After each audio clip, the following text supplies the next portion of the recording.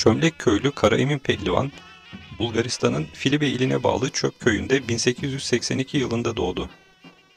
Küçük yaşındayken ailesiyle birlikte anayurda göç ederek Edirne'nin Çömlek köyüne yerleştiler. Kara Emin bu köyde büyüdüğü ve güreşe burada başladığı için Çömlek köylü namıyla ün salmıştır. İlk güreş ustası Murat Pehlivan'dır. İlerleyen zamanlarda Kara Emin'e meşhur Adalı Halil Pehlivan ustalık yapmış ve kendisine güreş öğretmiştir. Kara Emin 80-85 kilo ağırlığında olduğu halde kendisinden çok daha ağır ve iri güreşçileri yenebilecek teknik beceriye ve cesarete sahipti. Bu nedenle kendisine yağlı güreşin erkanı harbi denilmiştir. Kendisine çift sarmada çift kapan vurulduğu zaman bile kurtulmayı becerebilen ender pehlivanlardandır. 1909 Kırkpınar güreşlerinde başa soyundu. İlk rakibi Çorlulu Kara Mustafa'yı tırpanla açık düşürdü. Daha sonra ikinci hasmı olan Çardaklı Arap Mehmet ile tutuştu. 2 saat güreştikleri halde yenişemediler. Başpehlivanlığın kime verileceği konusunda anlaşmazlık çıkınca Adalı Halil soyunup ortaya çıktı ve meydan okudu. Kimse Adalı'ya rakip çıkmayınca o yılın Kırkpınar Başpehlivanlığını Adalı Halil kazanmış oldu. Kara Emin, güreş tarihine Yıldız Güreşi adıyla geçen ve kazanan pehlivanın Türkiye Başpehlivanı unvanı alacağı müsabakaların 6 Ağustos 1909 tarihli ilk gününde eşleştiği tam 140 kiloluk dev olan Silivrili İzzet Pehlivan'ı 15 dakikada yendi. Üçüncü günü 8 Ağustos tarihinde eşleştiği Çorlulu Kara Mustafa'yı künde ile yendi.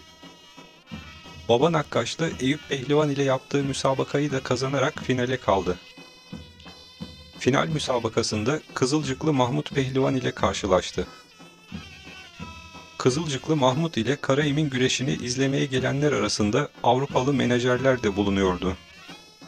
Kızılcıklı Mahmut'un Kara Emin ile yapacağı güreşi kazanması halinde kendisini Türkiye Başpehlivanı sıfatıyla Avrupa'ya götüreceklerdi.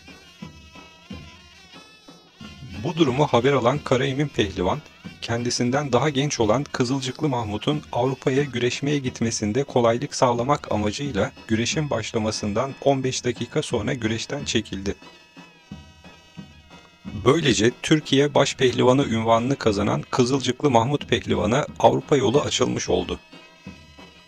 Yıldız güreşlerinden sonra İstanbul içinde ve yöresinde Sarı Hafız, Mihalıçlı Hasan, Nakkaşlı Eyüp, Şumlulu Mestan, Aydınköylü İsmail, Zeytinburnulu Ali Ahmet, Sebeplili Hüseyin, Paçacı İsmail ve Bulgurlulu Ethem gibi dönemin güçlü pehlivanlarıyla güreşler yaptı. 1912 senesi Ramazan ayında İstanbul'da direkler arasında kurulan at cambazhanesinde Rusyalı, Romanyalı ve Belçikalı yabancı güreşçilerin de bulunduğu güreşlere katıldı.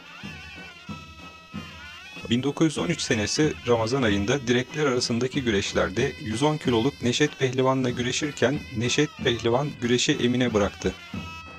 8 Ağustos gecesi Şumlulu Mestan ile yaptığı serbest güreşte berabere kaldılar.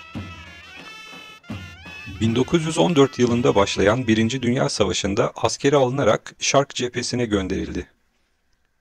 Savaşın ilerleyen zamanlarında İstanbul'a geldi ve Enver Paşa'ya suikast suçlamasıyla hapsedilen meşhur Yakup Cemil'in üzerinden kimsenin almaya cesaret edemediği tabancalarını Zeytinburnulu Ali Ahmet ve diğer bir askerle birlikte zorla aldı. 1924 senesi Mayıs ayında Pomak İbrahim Pehlivan'ın Ankara'da organize ettiği güreşlere katıldı. Bu organizasyonda yaptığı bütün güreşleri kazandı. 1931 senesinde Haliç Kulübü, serbest güreşin yapılmasına ve yurda yayılmasına öncülük etmek amacıyla Bandırmalı Kara Ali, Tekirdağlı Hüseyin, Çoban Mehmet, Manisalı Rıfat, Edirneli Himmet gibi tanınmış güreşçileri kulübe aldı ve geçinmelerini temin için hepsini işe yerleştirdi. Burada Kara Emin ile Yusuf Hüseyin Pehlivan, güreşçilere serbest güreşi öğretmek için güreş hocası olarak görevlendirildiler. Ankara'da 11 ile 13 Kasım 1931 günleri arasında yapılan ve izleyiciler arasında Mustafa Kemal Atatürk'ün de bulunduğu Türkiye Başpehlivanlığı güreşlerinde Yenici Mehmet Pehlivan ile gösteri güreşi yaptı. Bu güreşte Yenici Mehmet Pehlivan'a çift sarma oyununu verdikten sonra yerde silkelenip üzerindeki hasmını belinin üstüne kaydırdı ve başının üzerinden aşırtmayla Yenici Pehlivan'ı alta düşürdü. Hiç kimsenin yapamadığı bu zor oyunu Atatürk'ün huzurunda uygulayarak yağlı güreşteki ustalığını ve gerçekten yağlı güreşin erkanı harbi yani ustaların ustası olduğunu kanıtladı.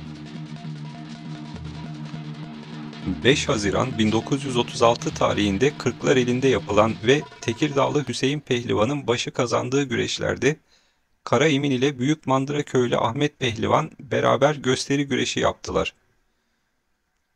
Güreşi bıraktıktan sonra geçimini temin etmek için Alpullu Şeker Fabrikası'nda çalıştı. Edirne'nin ender yetiştirdiği tam Rumelili eski pehlivan geleneğini devam ettiren Çömlek Köylü Karaemin Pehlivan, 9 Ağustos 1941 günü vefat etti. Mezarı Edirne'de Pehlivanlar Mezarlığı'nda olup, ustası Adalı Halil Pehlivan'ın mezarı ile yan yanadır. Rahmet ve saygıyla anıyoruz. İzlediğiniz için teşekkürler. Başka bir videoda tekrar buluşmak dileğiyle.